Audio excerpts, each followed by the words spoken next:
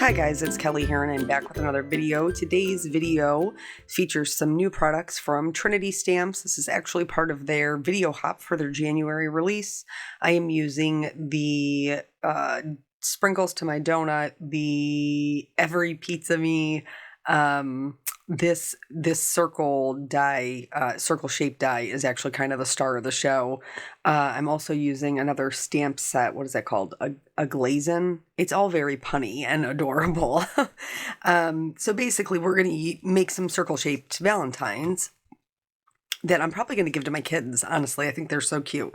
So I'm going to use the circle shaped die that comes with these two. Well, it comes with some other extra pieces too, but this one obviously is to make a donut. This other one you could also use to make a donut if you wanted like a Boston cream, like one that doesn't have a hole in it, a filled donut.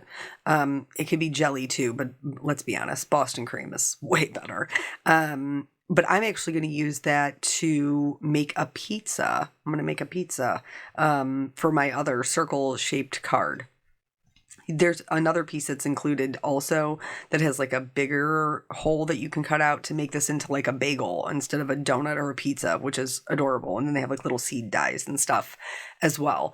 So the pizza one, the Every Pizza Me, has all of the like veggies, pepperonis, and then the two hearts are from the circle-shaped die set. Here I'm just showing you that I tape all my dies together as well as tape them to my paper, so that way I can just pick them up and move them, because obviously I'm going to be cutting multiples of those. What else? I used something else, but I can't remember what it was. Maybe I didn't. Maybe I thought I was originally going to use the dies for the sentiments, and I didn't end up using those. So here's our card base. Super easy. Like that piece is already kind of scored for you. So you can just fold it over. And then I cut two of the donut pieces. One of them is going to be the extra sauce on my pizza. And one of them is going to actually make the donut frosting. And then, like I said, that solid piece is going to be my cheese. So we're going to start coloring. So much coloring to do for these. I'm going to do a combination of ink blending and Copic coloring. You could do it all with ink blending. If you chose to do it all with ink blending, I would probably do it before I did my die cutting, to be honest. I cut mine in white because I knew I was going to be adding my detail with my Copic coloring. But if you're not, it would be way, way easier. Way, way easier to do your ink blending first, or just cut them out of colored cardstock. That's always an option. So here, this is my donut base. On both of them, I masked off the back to keep that super clean. And then I went in with what was just left over on my blending buddy. And then that wasn't quite dark enough. So I did go in with some brushed corduroy. Here I am using the frosting piece so that I can see where to add the shading in the middle. Yes, I could do just the whole thing, but I knew it was going to need to be darker in that center area. So I was just making sure that I was getting it in the actual center and just double checking myself, as I am prone to do. For the pizza one, I'm going in with a much heavier application.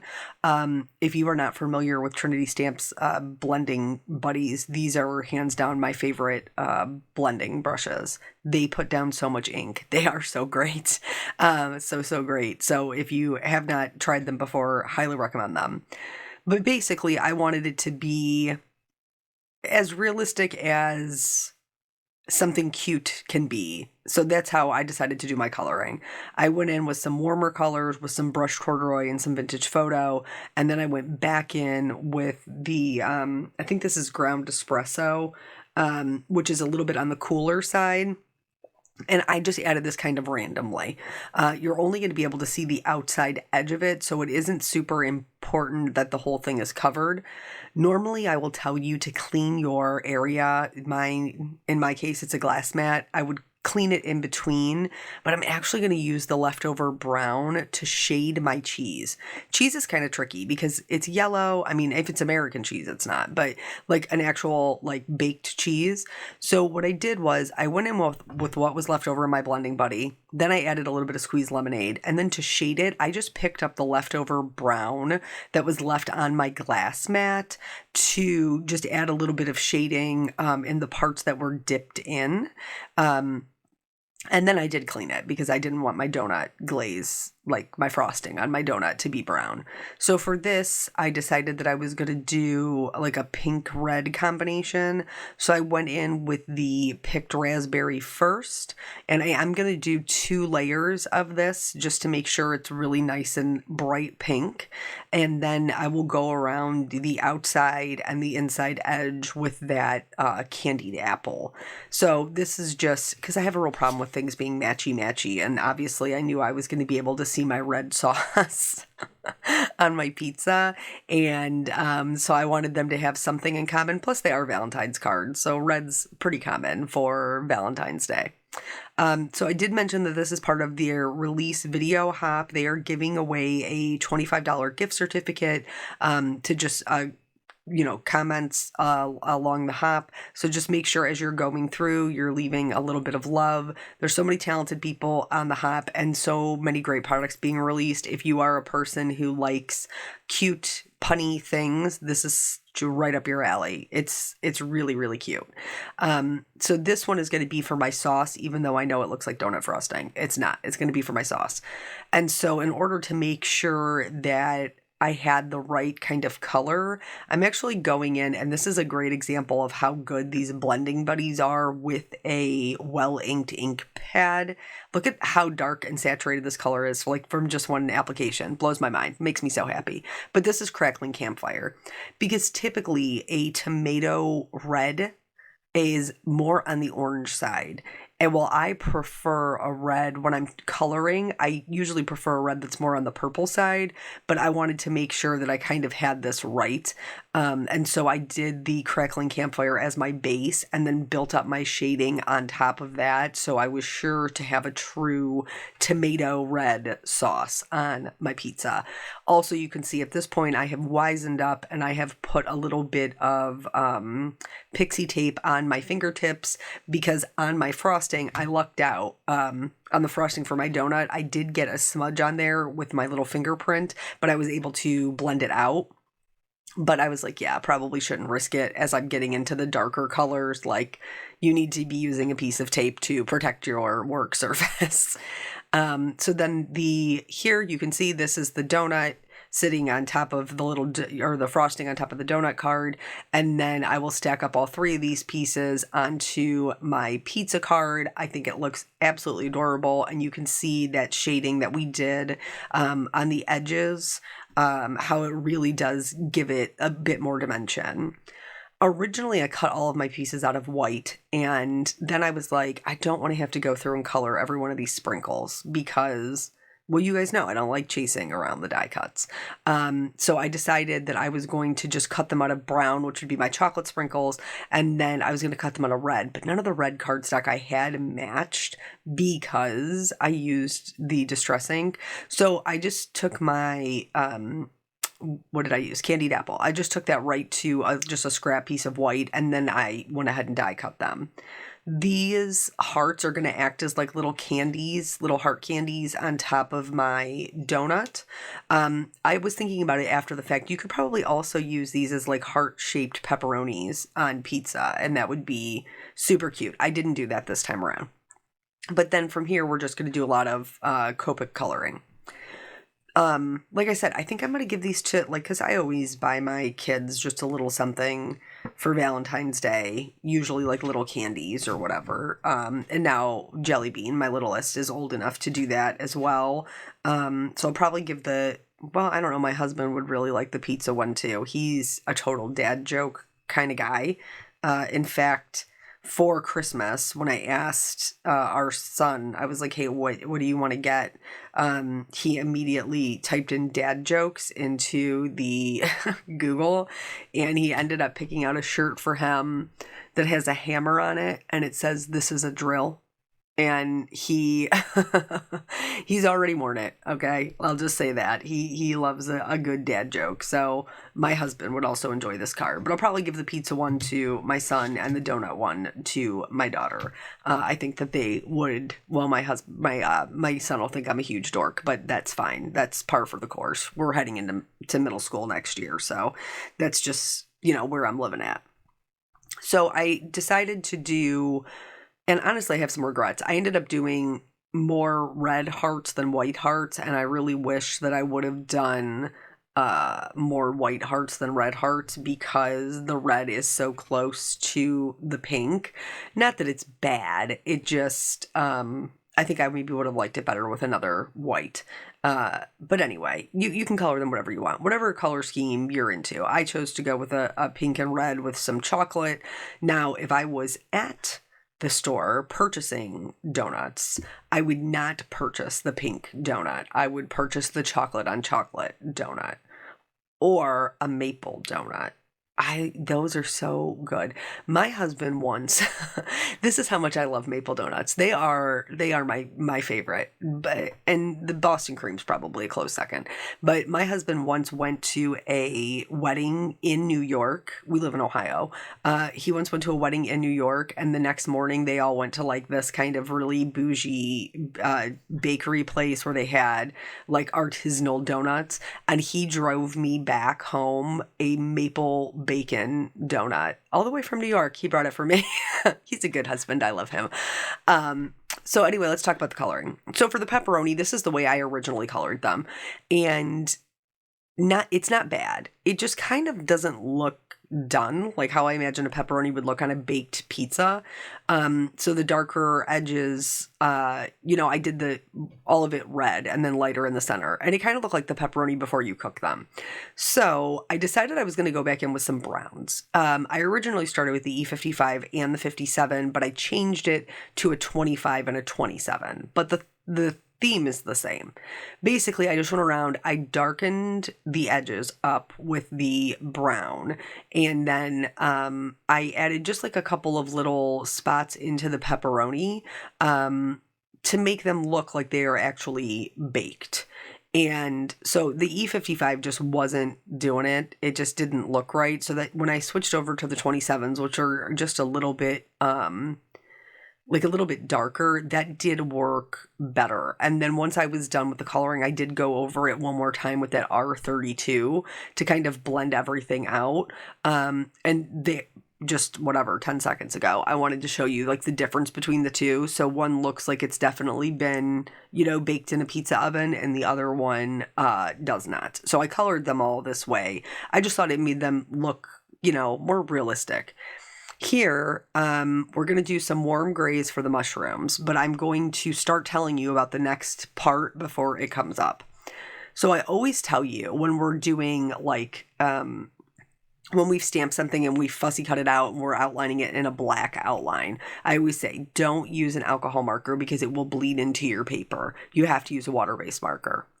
Because alcohol markers, if you go around the edges, will bleed into the paper. But this time, we're going to use it to our benefit. And it works so well. So here, this is a cut like pepper. So I'm doing a green pepper. Now, you know that the inside's going to be super light. But the outside ring, you can still see a small part of. So what I'm going to do is I'm going to pick it up and I'm going to outline the edge in my darkest color. And when I put it down, you're going to see that it is starting to bleed into the paper. Because of that, I am going to be able to get all three of the colors on here, and it will look, it looks pretty good, honestly, like how a green pepper would look. You have the darker outside edges, darker where the indents are, and then lighter. We're going to do the same thing with the black olives, and it works so good for the red onion. So for the olives, they are a little bit smaller. I held mine with a pair of tweezers and kind of went around the edge. You can also just like trace around your edge with the die cut down. So like that's what I'm doing here. I'm just like just tracing around the edge, just holding it down with my finger and tracing around it. And that will give you basically the same look where you have just this very little bit of shading on the outside edge. And then I'm going to fill in the rest of it with a C5 because again, when you cut olives, they are a little bit lighter in the center. Is this splitting hairs? Absolutely. You could just color them black and nobody would be any the wiser. It works really, really cool for the red onions because, you know, they have like the purple on the outside. So here I'm going to go in with a VO9. I'm just going to, this is what I did for the real thin ones. I went with a VO9 or a VO6, whichever. And you can see how it kind of bleeds in. Now, the other thing I always tell you is make sure you start with your lightest colors because if you go over your dark colors with your light color, you will pick them up.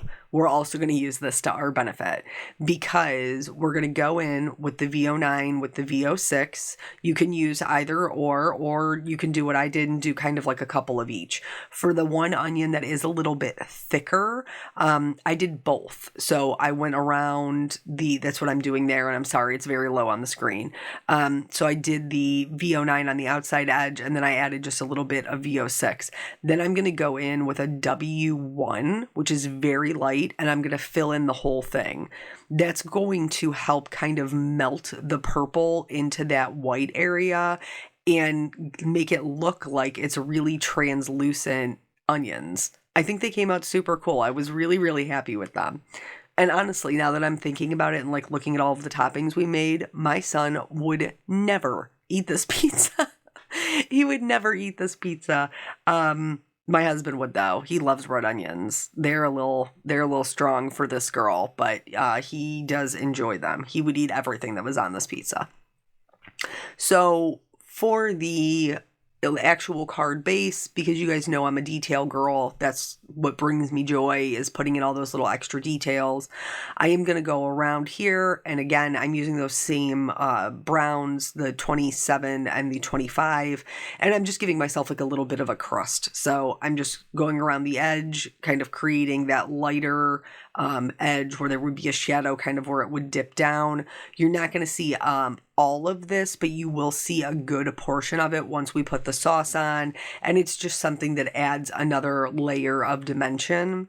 We're going to do something similar to the sauce because if you have ever made, let's talk about the lighter color. So I did go in with a little bit of a lighter color to try and blend it in, and the W1 worked really well for the areas that I had the ground espresso because it is a little bit cooler. But for the lighter areas, I had to pull out an E53. So I ended up going over everything with an E53 and then going back in with the W1 to kind of blend it out. And that did work well. Because again, the center part of it is not the part you're even going to see. You're really just going to see, just barely this outside edge. And that hole in the middle, you won't see it all once we put the cheese on. So for the tomato sauce, again, when you're baking tomato sauce or when you're making tomato sauce on the stovetop and you let it, kind of simmer and cook down, it does get thicker and darker. And so I wanted to have some variation in the sauce. So I'm just going in, I'm kind of following the shape that is cut out. So, dipping it in where the little cutout dips in. And then I'm just adding, some lines, a little bit of shading with the the R59 and then blending that out with an R29. And again, you're not going to see you're not going to see all of it once you put the cheese on, but it's just something that adds some dimension. I didn't really feel the need to add anything else to the cheese because we already have that ink blending that added it. I am going to spare you the vast majority of the gluing of my pizza parts. Honestly, this was really easy to put together. I just kind of threw everything down and moved them around till I was happy with the way that they looked.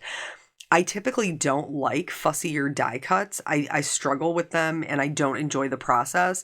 But I think one of the reasons why I didn't mind this one is because there is no wrong way to do it. Like, it's not like I'm trying to fit dies into each other or I'm trying to layer them up. Like, I literally could just put my pizza toppings or my sprinkles for my donut wherever I wanted, and there wasn't a right or a wrong way to do it. I ended up using my tweezers for this, but one of the like the wax pickup tools, I typically have a crystal katana that I will use. I do not know where it is. It's still missing in action, and I even cleaned off my desk at the beginning of the year. I don't know what's happened to it, but that definitely would have, something like that would have been helpful. I was able to get it done with my tweezers without too many issues. But yeah, just take your time and understand that it's just going to take you a minute to glue all the pieces down. I think that it is worth it though, because it definitely looks like a realistic pizza. I think it's really cute. I think my husband would like this card. I'm so on the fence of who to give it to. I could always make a second one. I could give them like twinsy Valentine's cards. They probably wouldn't even notice. So yeah, this is the first video of the new year. We made it through the holidays. I hope that you guys did as well. We did get, we had like a sinus infection that ran rampant in our house right after the holidays. But we have all since recovered, thankfully. And we're, back to our regularly scheduled programming. Everybody's back to work. Peanut goes back to school. So Christmas vacation is over. Sad. And we'll get back into a routine of doing our things. I'm still figuring out the new camera. Doing my best there to figure it out. So now here, everything is built for our little pizza, and we're going to set that aside, and we're going to do our donut. For the donut, in that a glazing stamp set, along with a bunch of other really, really great sentiments, it has this, like swirl drizzle topping, and so I wanted to use that. It also has sprinkles you can stamp. Small, large, oblong, circle, whatever. I decided that I wanted to do mine chocolate because I felt like it fit the theme. And so I don't have brown embossing powder and I don't have brown pigment ink. So what I did to make sure that I got good coverage was I stamped it twice in Versamark, and then I went in with my ground espresso in my Distress Oxide. I want to stress that, not in my Distress ink, though you can emboss with Distress inks. They don't stamp solidly. And so I wanted it to be really solid, which is why I chose the Oxide, and I stamped this twice as well. So I had a really, really good area that my embossing powder would stick to make sure that it was glossy. And I went back and forth about whether or not to do a sparkle or a clear. And ultimately I decided to just go with the clear, and I added my sparkles to my sprinkles and my candies. But a sparkle would look really cute on the glaze as well. I just wanted it to have an extra little added detail that would be fun. And embossing, is raised and you can touch it. And I thought my daughter would very much enjoy that. So just going to heat set this until everything is clear and glossy. That little trick with the Versamark and then the oxides worked really, really great. And then once that is done, I can start putting my sprinkles and my candies on.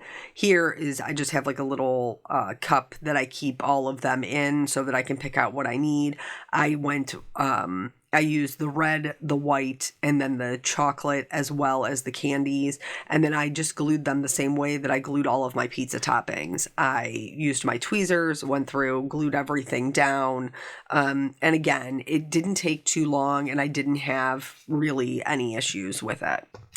So, so what I was saying was back to our regularly scheduled programming. So hopefully, right now, like honestly, I feel like I am so out of sorts. I don't know if anybody else feels like that, like, because the last 2 weeks are just crazy. And then for us, in addition, like, we have some birthdays that are thrown in there. And I told you normally we don't do Christmas Eve, but I always do Christmas Eve on the year I have my son on Christmas Eve, since we are a blended family. And so it just felt like there was a lot happening in a very short period of time. And so I feel a little discombobulated, but we're going to make it. We're going to get back on track. So once I had this all done and put together, then the last thing I needed to do was stamp my sentiments. Typically, I put my sentiments on the outsides of my card, but I just wanted them to kind of be themselves. So, I forgot about this, the little detail on the donut. I apologize.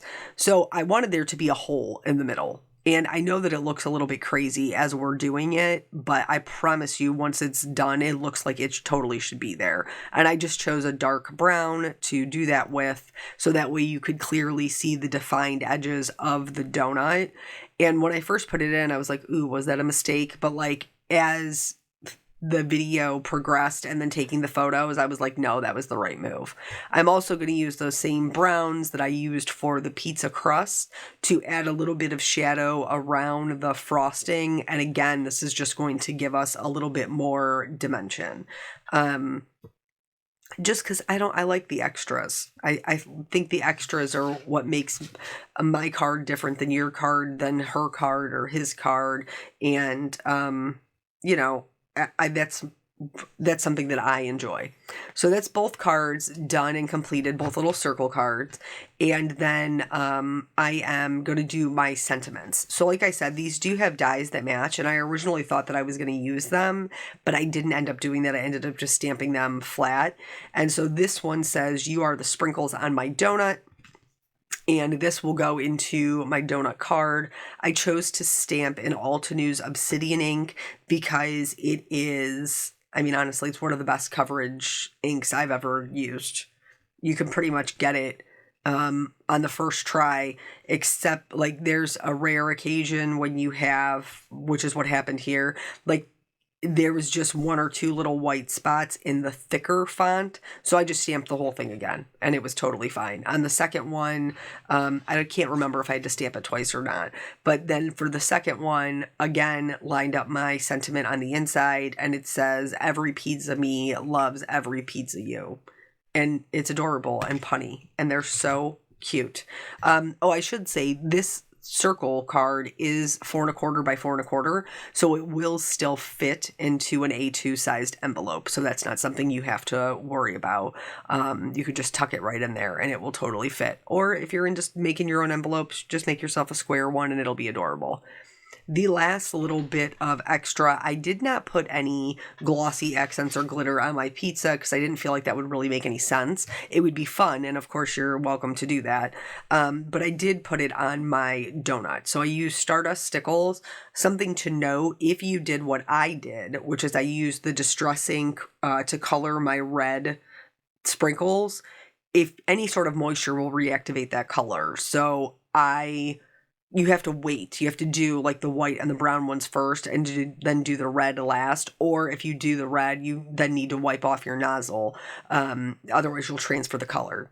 I then added some glossy accents around my candies, and then I went back in with some glitter to just outline the centers of them so they're nice and glittery, and there's different textures for my little 2-year-old to touch and to play with when she gets her Valentine's card. And then that's it. That's both cards. So I welcome you to make sure you leave a comment and then continue on along the hop for your chance to win. Thank you guys so much for joining me. I always appreciate your time, and I will catch you on the next video. Bye.